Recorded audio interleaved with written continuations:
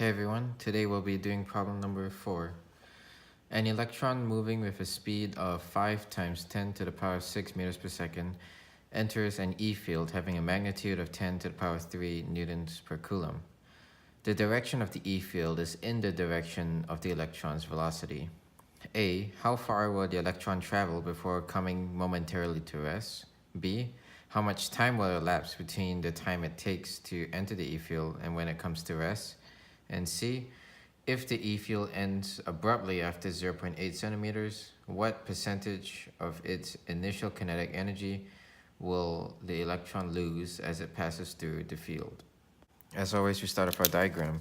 Here we have the electron moving with an initial speed of 5 times 10 to the power 6 meters per second. And it's going to enter an E field that is in the direction of its velocity. So like here. And this E field is going to have a magnitude of 10 to the power 3 newtons per coulomb. And so part A asks you, how far can it travel before coming to rest? So when this electron enters the E field, in order for it to come to the resonance velocities that way, you know that its electrostatic force or the force due to E field will be that way. And the reason why it's like that is you can imagine a positive plate here, because if the E field is going that way, that means like if you were to have a imaginary positive, plate, charged plate, it would be right here. And then if you put a positive test charge, it would go that way. So that makes it easier to visualize your electron here moving with its velocity here, but you can imagine that the positive plate would, attract the electron with a certain force, and we're going to call that Fe equals QE. So to find exactly how far it will travel before coming to rest, it's going to be a kinematics problem. But, you have everything you need. You have your initial velocity. Final velocity will be 0.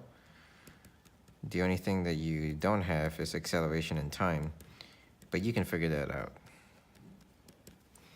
We can figure out acceleration by setting that electrostatic force equal to ma. So we'll do Fe equals ma. And we'll do, Q, which is 1.6 times 10 to the negative 19, the elementary charge, and negative, multiplied by the E field, which is 10 to the power 3 newtons per coulomb, equals the mass of an electron, which is 9.11 times 10 to the negative 31 kilograms. And multiplied by A. Solve for A, and you'll get A equals negative 1.756 times 10 to the 14th meters per second squared. And forgot to mention that, but we're going to make that way positive. So that's your A. We have 3 of our givens. We can solve this kinematics problem easy peasy.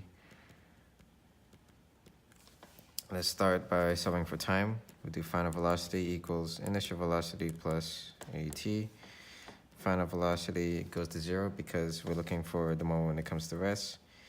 Let's plug everything in, solve for A. So solve for T.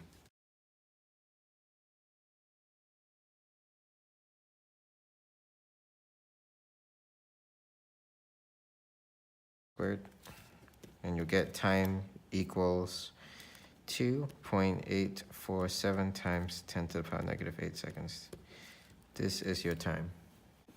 All right, now with your time, you can solve for your displacement. So delta x equals VIT plus 1/2 AT squared. Let's plug all this stuff in.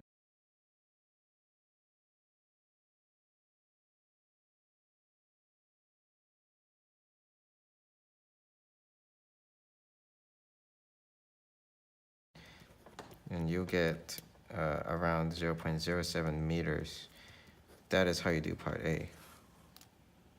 Part B is how much time will elapse between the time it enters to the time it stops. Well, we just solved for that. But in the McGehee text, it says 28 nanoseconds. So this is the same as 28 nanoseconds, since nano is times 10 to the negative 9. Move that decimal 1 over. Makes sense. All right, part C wants to know if the E field ends abruptly after 0.8 centimeters or 0.08 meters, what percent of its initial kinetic energy will the electron lose after passing through 0.08008 meters of this E field? So in order to do this, you are going to find out the work that this E field will do on the electron in this distance. So you say work of the E field equals Fe times delta X. All right. So work the E field does in 0.008 meters. So Fe is QE, so we start with Q, which is the elementary charge, negative 1.6 times 10 to the negative 19 coulombs, times E, which is 10 to the power 3 newtons per coulomb, times the distance, which is 0.008 meters. Put that in your calculator, you should get negative 1.28 times 10 to the negative 18 joules. So in 0.008 meters, the E field does this amount of work. And now they just want to know what percent is lost. So you